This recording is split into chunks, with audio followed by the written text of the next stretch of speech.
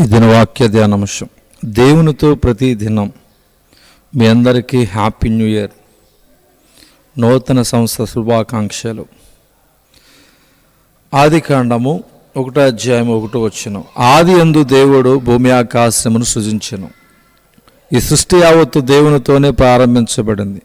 సృష్టి దేవునితో ప్రారంభించబడితే దేవునిచే సృష్టింపబడిన మనము మన దినమును దేవునితో ప్రారంభించటం ఎంతో అవసరం.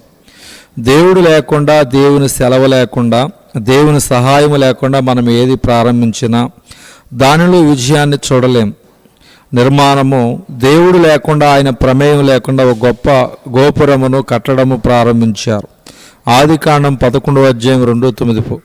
ఫలితము దాన్ని పూర్తి చేయలేక సగములోనే ఆపివేశారు.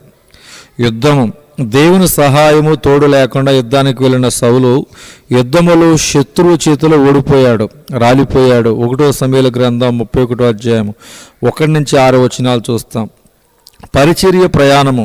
పరిచర్యలో దేవుని చిత్తానికి వ్యతిరేకముగా తర్షీషుకు ప్రయాణమైన యోనా భయంకరమైన విపత్తులో చిక్కుకొని ప్రాణం మీదకి తెచ్చుకున్నాడు. వ్యాపారం.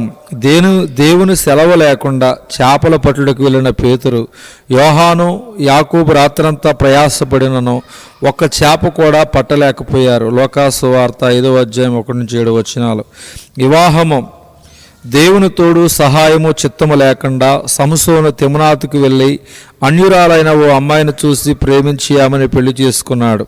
కొన్ని రోజులకి ఆ వివాహము విచ్ఛిన్నమైపోయి సంసోను కుటుంబం కూలిపోయింది.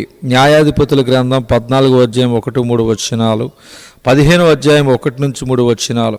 ప్రియులారా, నూతన సంవత్సరం అనే దయాకిరీటాన్ని దేవుడు మనకు దయతలిచి అనుగ్రహించాడు. ప్రతిదినము, ప్రతి క్షణము దేవుని దయలో, కనికరములో, కాపుదలలో మనము వర్ధిల్లాలి అంటే తప్పక దేవునితోనే, దేవుని సహాయముతోనే, దేవుని సన్నిధితోనే మన దినమును ప్రారంభించాలి. కనీసం ఈ నూతన సంవత్సరములోనైనా ఇది అలవాటు చేసుకుందాం. దేవుని సహాయము లేకుండా నిర్మించే నిర్మాణాలు సగంలోనే నిలిచిపోతాయి. దేవుని తోడు లేకుండా మనము చేసే పోరాటాలు, ప్రయత్నాలు విఫలమైపోతాయి. దేవుని చిత్తము లేకుండా మనం చేసే పరిచర్యలు, ప్రయాణాలు మనకు శ్రమలు, ఇబ్బందులు తీసుకొస్తాయి. దేవుని సెలవు లేకుండా మనము చేసే వ్యాపారాలు నష్టాలను, కష్టాలను మిగులుస్తాయి. దేవుని వాక్యానికి విరుద్ధంగా చేసుకునే వివాహాలు విచ్ఛిన్నమైపోతాయి. యేసయ్య ఇలా అన్నాడు, నా అంతటా నేనేమీ చేయలేను, నా తండ్రి చిత్త ప్రకారమే చేయకూడదును. యోహాను సువార్త 5:30.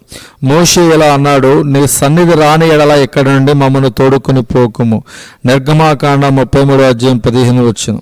ఈ సంవత్సరపు ఆరంభములో మనము కూడా యేసయ్య వలె, మోషే వలె, తండ్రి నా అంతటా నేనేమీ చేయలేను, ఈ నూతన సంవత్సరములో నీవు నాతో రాని ఎడల ముందుకు సాగలేను, ఏమి సాధించలేను, సమస్త సృష్టి నీతోనే ప్రారంభించబడినది, నేటి నుండి ప్రతిదినము నీతోనే ప్రారంభిస్తాను.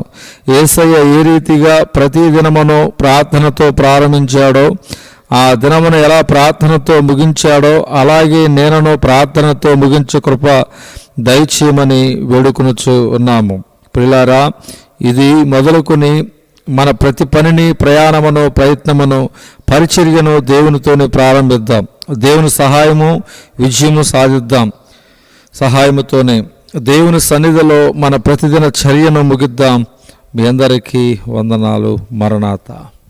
దేవుడి దినవాక్య ధ్యానం దేవుడు దీవించునుగాక. ఆమేన్.